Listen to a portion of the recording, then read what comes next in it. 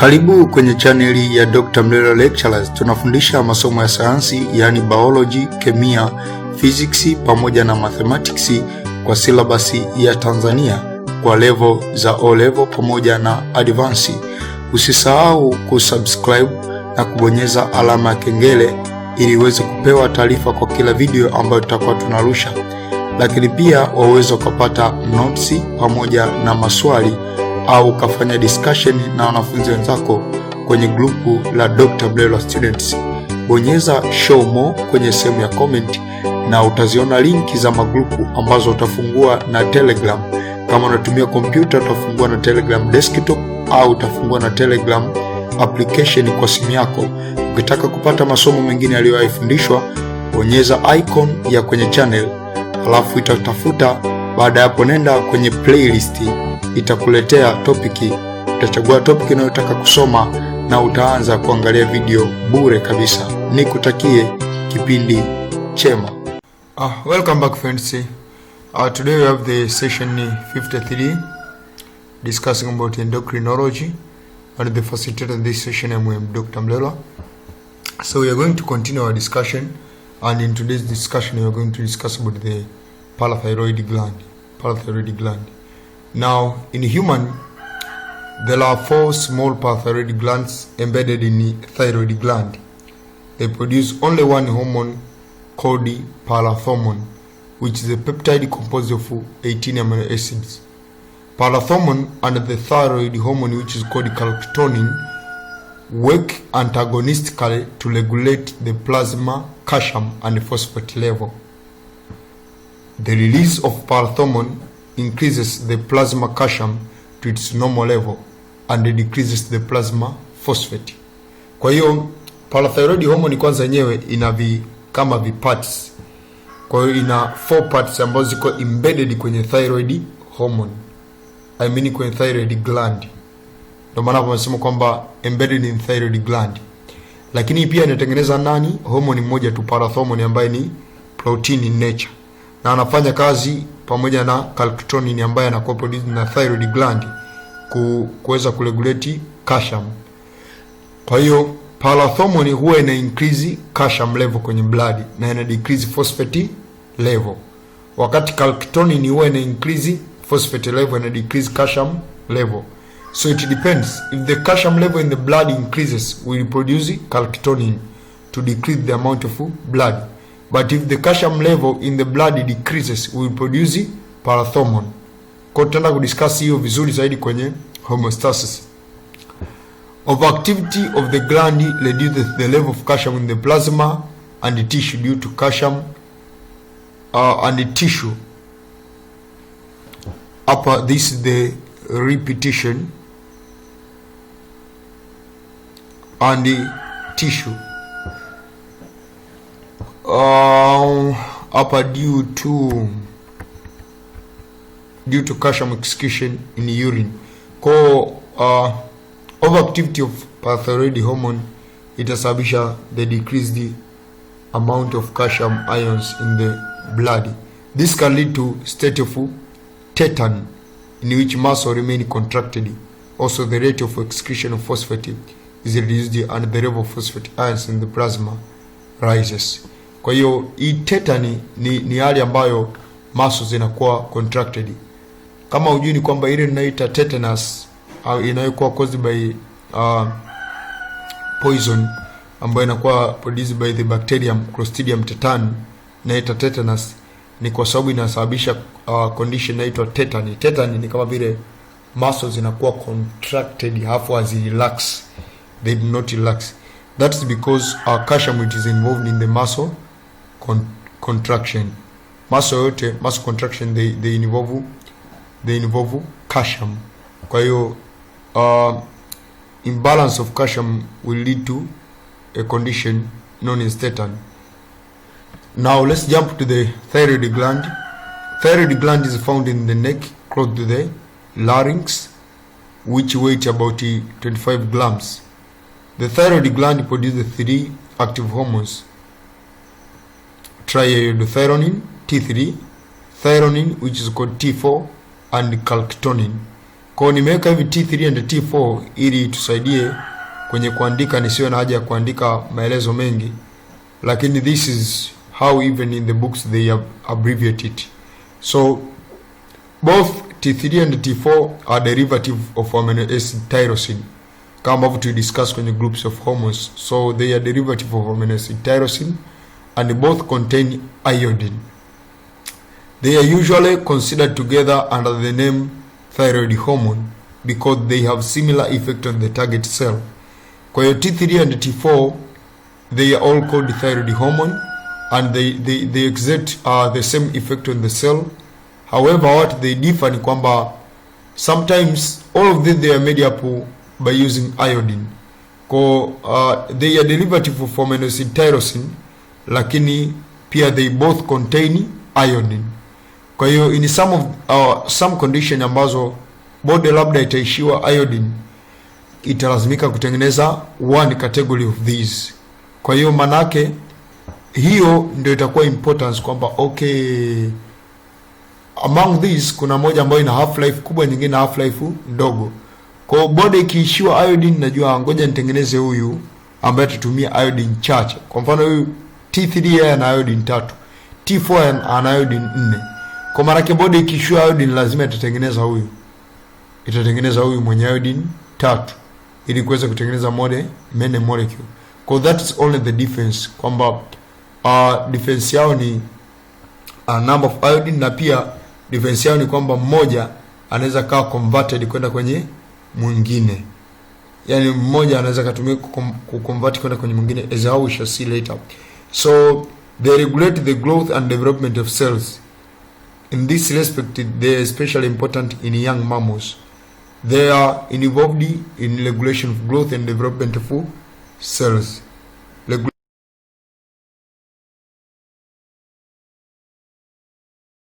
Regulation of growth and development of cells. Kwa hiyo hizi hapa ni very important to young mammals. Ndio maana tumekwambia kule mwanzoni kwamba dwarfism ambayo imetokana na deficiency of thyroxine hormone au deficiency of thyroid hormones itapelekea mtu awe hata thinking capability yake sio normal. Kwa sababu gani? Kwa sababu huyu mtu brain yake haitakuwa imekuwa vizuri. So these hormones increase the rate at which glucose is metabolized by the cells. In increase the rate of glucose metabolism. One consequence of this is the production of heat, and these hormones are therefore produced when an organism is exposed to severe cold. Kwa hiyo tena kudiscuss vizuri kwenye homeostasis, lakini ninachokisema ni kwamba tunapofanya respiration, some of the energy is stored in form of ATP. The remaining energy which is not stored in form of ATP, it is dissipated as heat. Because thyroid hormones, they cause the increase in the metabolism of glucose. And as we know that the metabolism of glucose increase, the energy dissipated as heat will increase also. So manake kinachofanyika ni kwamba metabolism of glucose ina increase na energy nayo kwa dissipated as heat ina increase. Kwa hiyo manake during cold condition, thyroid hormone it is produced in order to increase metabolism of glucose, and hence the amount of heat which is dissipated. Emotion, stress or hunger may lead a similar production of this hormone. Kwa mtu akiwa na stress au njaa anaweza ka produce pia hizi hormone, kwa sababu zina cause the conversion of the stored glucose into glycogen.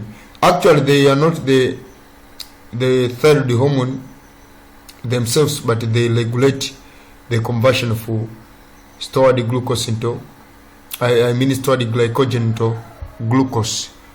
However, the function is done by insulin hormone, but these they help in regulation. So thyroxine possesses 4 iodine molecules, while thyroxine has only 3. T4 can be converted to T3 by removal of 1 iodine in the liver, kidney and some other tissues. T4 can be converted to T3. Unaona kwamba T4 huyo anaweza kawa converted kwenda kwenye T3 by removal of 1 iodine kwa kutumia liver, kidney au other tissues. In times of iodine shortage, kama iodine iko kidogo, triiodothyronine is produced in preference to thyroxine. Kwa nini? Kwa sababu hiyo hapa triiodothyronine anatumia iodine 3 wakati thyroxine anatumia iodine 4, wakati effect yao inafanana. In order to make maximum use of limited iodine, if iodine supply is severely reduced, the thyroid is unable to make adequate supply of these hormones and underactivity of thyroid result. Kama ambavyo tutaenda kudiscuss huko mbele kwamba sasa thyroid ikiwa haina hizi hormone nyingi, haina iodine ya kutosha, nini kitatokea? Most often we know about the goiter, but we shall discuss it in detail later. Now T4 and T3, they perform the following function. Kama tulivyosema kwamba they have similar function in the body. Kwanza, they regulate metabolic rate of the body, thus maintaining basal metabolic rate. Pili, they promote growth of the body tissue by regulating protein synthesis. Tatu, they regulate development of mental faculties. Yani tukiwa na thyroxine nyingi itasababisha mental faculties develop vizuri. Nne, they enhance some actions of the neurotransmitter adrenaline and the noradrenaline. They enhance. Kuenhance ni kama kufacilitate, sio lazima actually zihusike moja kwa moja. Alafu tano, they help to regulate body temperature by regulating heat production. Sita, they regulate urine output by controlling working of the kidney. Saba, they stimulate tissue differentiation, hence help in metamorphosis of frog au metamorphosis of tadpole. Lakini calcitonin kama tulivyosema, kazi yake ni kufanya kazi pamoja na yule parathormone kuweza ku maintain calcium level. Kama tulivyosema, calcitonin is produced when the calcium level is high. When the calcium level is high, we produce calcitonin so as to decrease the calcium level in the blood, and when the calcium level is low, we produce parathormone. So calcitonin is concerned with the calcium metabolism. Calcium is the major constituent of bones and teeth. Kama ambavyo unaweza kusoma kwenye next level of study ni kwamba kinachofanya bone na teeth viwe hard is because of calcification. Kwa without calcium tungekuwa hatuwezi kuwa na hard bone pamoja na hard teeth, and it is essential for blood clotting and the normal functioning of muscles and nerves.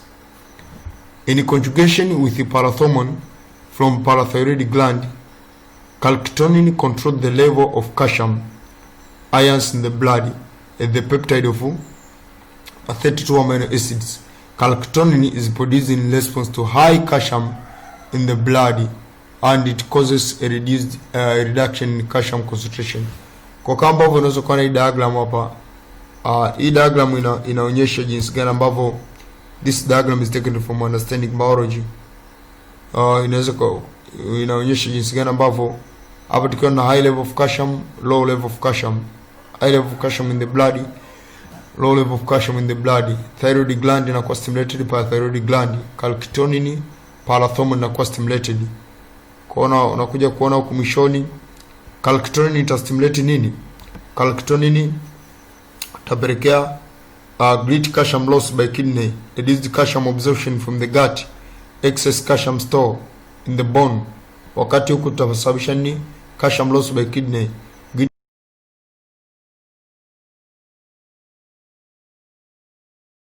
calcium absorption from the gut, calcium store releases from the bones. Alafu huku mwisho wa siku tutapelekea hii huku calcitonin ita increase calcium level in the blood. Wakati hii hapa inafanyaje?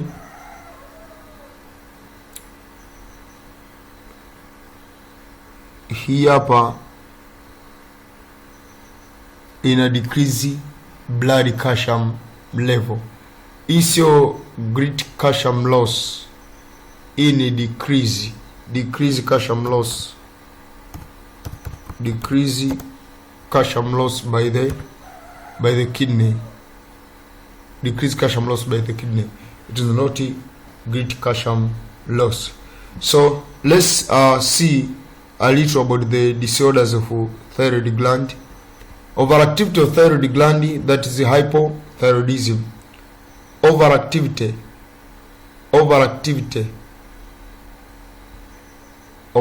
is hyper. Overactivity of thyroid gland, that is hyperthyroidism.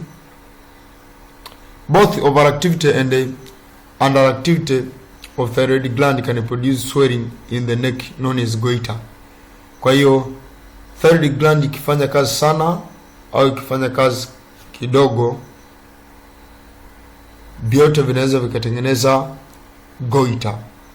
Overactivity may be due to overproduction of thyroxine from an enlarged thyroid gland. The symptoms are, kwanza ni increased heart rate, increased ventilation rate. Heart rate ni kudunda kwa moyo, T. Ventilation rate ni kupumua. So there is difference hapo. Lakini tatu ni increased body temperature. Kwa sababu gani? Kwa sababu metabolism itaongezeka, heat dissipated itaongezeka, hence body metabolism itaongezeka. So the basal metabolic rate may increase by 50% with associated increase in oxygen consumption and heat production. Patients become very nervous and irritable, yani wanakuwa na sense sana, kimgusa tu anaruka, wanakuwa na sense sana. And hand shake when held out. Kwa mtu akinyosha hivi mkono anakuwa anashindwa kama kuandika vizuri, mkono unakuwa na shake wenyewe. Extreme hyperthyroidism is termed thyrotoxicity. Sorry, this terminology is somehow difficult to read it. So it is called thyrotoxicity, and it is associated with increased excitability of cardiac muscle, which may lead to heart failure unless treated. Kwa thyrotoxicity hii inaweza kapelekea heart failure, inaweza kapelekea mambo ya pulmonary edema na vitu kama hivyo. Lakini for your level unachotakiwa kujua tu ndio hicho. Lakini kwenye underactivity of thyroid gland, that is hypothyroidism. Hypo maana yake imefanya kazi kidogo, sio hypo kabisa, imefanya kazi kidogo. So hypothyroidism, a lack of thyroid stimulating hormone production by the anterior pituitary gland, iodine deficiency in the diet, or failure of the enzyme system involved in the thyroxine production may result in hypothyroidism. Kwa hiyo hapa inategemea, inawezekana ni thyroid stimulating hormone ndio imekosekana toka kwenye pituitary, inategemea, inawezekana ni iodine deficiency au ni iodine deficiency inatokana na labda enzyme, labda hujala chakula chenye iodine, au failure za enzyme system ambazo zinakuwa involved katika absorption labda iodine mpaka inafika kwenye thyroid gland. Hiyo inaweza kupelekea, kwanza, if there is deficiency of thyroxine at birth, this will lead to the poor growth and the mental retardation, a condition known as cretinism. Actually this is not termed as dwarfism kama kule kwenye pituitary. Hii inaitwa cretinism. If the condition is diagnosed at an earlier stage, thyroxine can be given to restore the normal growth and the development. Kwa hapa ndo ambapo nazungumza hadi mambo ya mental retardation, cretinism. Thyroxine deficiency in later life gives rise to a condition known as myxedema. Now myxedema and the symptoms are, first, a reduction in the metabolic rate accompanied by decreased oxygen consumption, ventilation, heart rate and body temperature. Hiyo symptom of myxedema. Pia kuna mental activity and movement become slower. Ni mtoto akimuuliza swali kujibu ana load kwanza, sio tu kurodi kufikiria. There can be symptoms of myxedema. Pia weight increases due to formation and storage of semi-fluid material under the skin. Kwa hiyo mtu anakuwa anafanya formation ya fluid material under the skin. ana become puffy, yani jitu linakuwa limejaa hivi, limejazia sijaweza kuwa na diagram ya kila kitu hapa, lakini unaweza kaenda tu Google kasearch tu ukaona hiyo puffy inakuwa, yani mtu anajaa uso, miguu, yani anajaa all over the body. This caused the face and the eyelid to become puffy, face and the eyelid.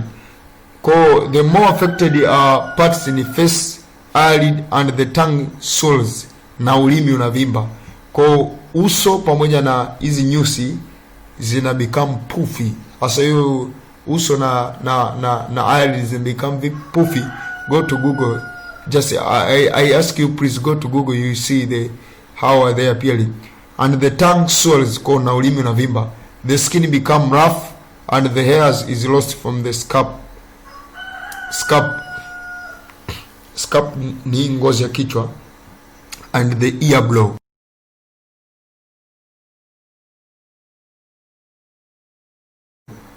Hairs zinapotea kwenye scalp na kwenye ear blow. All these symptoms can be eliminated and condition treated by taking thyroxine tablets. Sasa najua kwamba most of you you like me to talk of the goiter, because most of you know just the disorder for pituitary, I mean thyroid gland is goiter, and most of you know of goiter. Now let's talk a little about goiter. Na sikukatali ukiulizwa disorders of thyroid gland useme goiter. Now what is goiter? Goiter is an enlargement of thyroid gland, and for my case I will explain the causes of goiter due to iodine deficiency. Iodine ikiwa deficient, hiyo itasababisha thyroid gland ishinde kutengeneza thyroid hormones. Ikishinda kutengeneza thyroid hormones, the response will be sent to the pituitary gland kwamba thyroid huko amelala. Kwani amelala? Probably body itajua kwamba tatizo ni thyroid gland, I mean tatizo ni pituitary gland haijatengeneza thyroid stimulating hormone.